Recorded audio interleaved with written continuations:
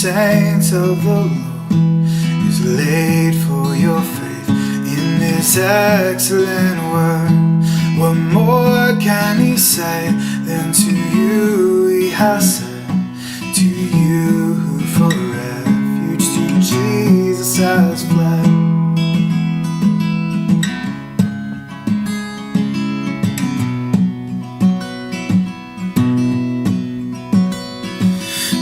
I am with thee, O be not dismayed, for I am thy God, and will still give thee aid.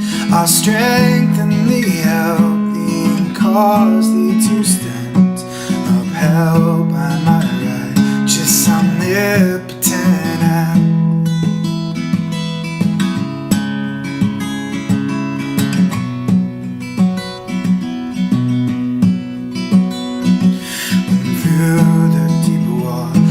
I call thee to go, the rivers of sorrow shall not overflow, for I will be with thee, thy troubles to bless, and sanctify to thee thy deepest distress.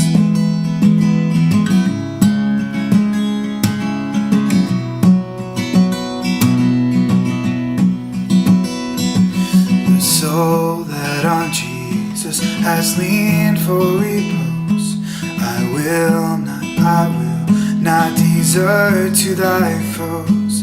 That soul, though all hell should endeavor to shake, I'll never, no, never forsake.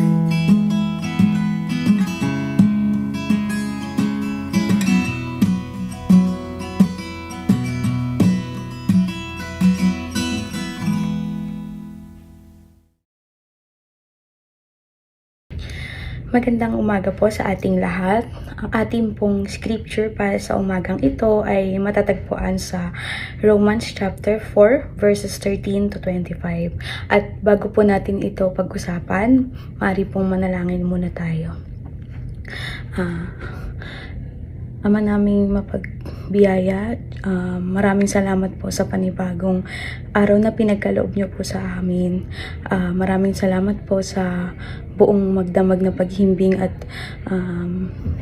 pagpapahinga po sa amin. Maraming salamat sa pag-iingat, Panginoon, sa mga biyaya at sa aming araw na ito. Dalangin po namin na kayo ang siyang manguna, Panginoon, at nais po namin na ma-instill yung ituturo mo sa amin ngayong araw na ito. Maraming salamat po sa Panginoon Jesus. Amen. Ayan. So, ating pong basahin ang ating context para sa araw na ito. Nakamtan ang pangako dahil sa pananampalataya. Ipinangako ng Diyos kay Abraham at sa kanyang magiging lahi na mamanahin nila ang buong mundo, hindi dahil sa pagsunod niya sa kautusan, kundi dahil sa siya'y tinuturing na matuwid sa pamamagitan ng kanyang pananampalataya sa Diyos. Kung ang pangako ay pinagkakaloob lamang sa mga sumusunod sa kautusan, walang saysay ang pananampalataya ng tao at walang kabuluhan ang pangako ng Diyos. Ang kautusan ay may kalakip na poot ng Diyos para sa mga lumalabag. Ngunit kung walang kautusan, wala ring paglabag. Kaya nga't sa pananampalataya nababatay ang pangako, upang ito ay maibigay bilang walang bayad na kaloob para sa lahat ng anak ni Abraham. Hindi lamang sa mga saklaw ng kautusan, kundi sa lahat ng sumasampalataya rin tulad ni Abraham. Sapagkat siya ang ama nating lahat. Gaya ng susulat, ginawa kitang ama ng maraming bansa. Ang pangakong ito'y may bisa sa harap ng Diyos na kanyang sinampalatayanan. Ang Diyos na nagbibigay buhay sa mga patay at lumilikha ng mga bagay na hindi pa nililikha. Kahit wala ng pag-asang magkaanak, nanalig pa rin si Abraham na siya'y magiging ama ng maraming bansa, ayon sa sinabi sa kanya, "Sindami ng mga bituin ang inyong magiging lahi." Hindi nang hina ang kanyang pananampalataya kahit uugod-ugod na siya. Palibhasa 100 taon kulang na siya noon at ang kanyang asawa na may si Sarah ay baog.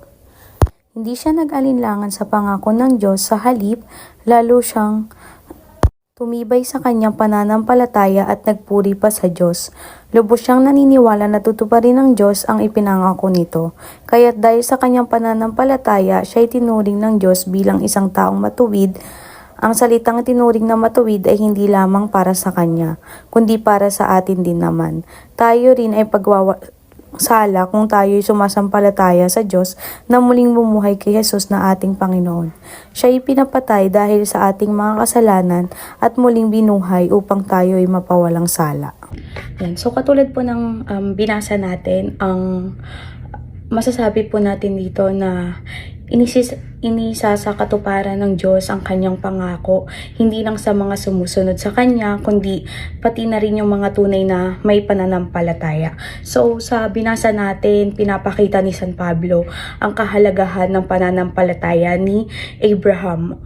Ang aral na napupulot dito ay ang pagpapahalaga ng pananampalataya bilang daan tungo sa pagtanggap ng biyaya ng Lord sa atin. And 'di ba, kung matatandaan po natin, before na binigyan ni Lord si Abraham ng anak ay sobrang tanda na nila, so imposible na mangyari. Pero dahil sa pananampalataya ni Abraham sa Lord ay kahit nauugod-ugod na siya, 'di ba, pinatunayan niya na panghahawakan niya tong pangako ng Lord. At ayun din naman na tinupad din naman ng Lord yung pangakong ito sa kanya. Kaya bukod sa pagpapahalaga sa pananampalataya, ang ating scripture ngayong araw ay nagtatakil din po ng tatlong bagay. Una ay ang pagiging tagapagmana. Ipinapakita ni San Pablo na ang mga nananampalataya ay ang mga tagapagmana ng pangako ng Diyos. Hindi batay sa kanyang gawa, kundi sa kanyang biyaya at pangako. Kayo po ba? Handa na ba kayong maging tagapagmana? Pangalawa, pagpapakita ng biyaya. Inilalarawan ni San Pablo na ang kaligtasan ay hindi nakakamit sa pamamagitan ng mga gawa o pagpapakabanal, kundi sa kanyang biyaya ng Diyos sa pamamagitan ng pananampalataya kay Kristo. Kaya nga po tayo mayroong tinatawag na grasya. Hindi tayo binibigyan ng mga biyayang ito ng Lord dahil sa mga ginagawa natin, kundi dahil sa kanyang awa at grasya na hindi natin deserve. Dahil kung ikukumpara po natin yung mga ginagawa natin ay hindi po natin mapapantayan yun. Gayon po. So, pangatlo po ay ang pagtitiwala sa Diyos. Tinuturo niya ang kahalagahan ng pagtitiwala at pagsunod sa mga pangako ng Diyos nang walang pag-aalinlangan gaya ni Abraham. Hindi po ba na kahit na mukhang imposible na, nandun pa rin yung faith niya na ibibigay ng Lord to kasi pinromise niya to. So, ayun po. Kaya sabi din nila na worrying is a sin. Kasi, tuwing nag-worry tayo so much na wala tayong ibang iniisip kundi mag-alala ng mag-alala, inaalis po natin yung pagtitiwala natin sa Diyos. And lagi po nating iisipin na parang nangangamba tayo, bakit hindi ba to ibibigay ng Lord or what, na imbis na pag-alala ka, bakit hindi ka magtiwala lalo sa Diyos?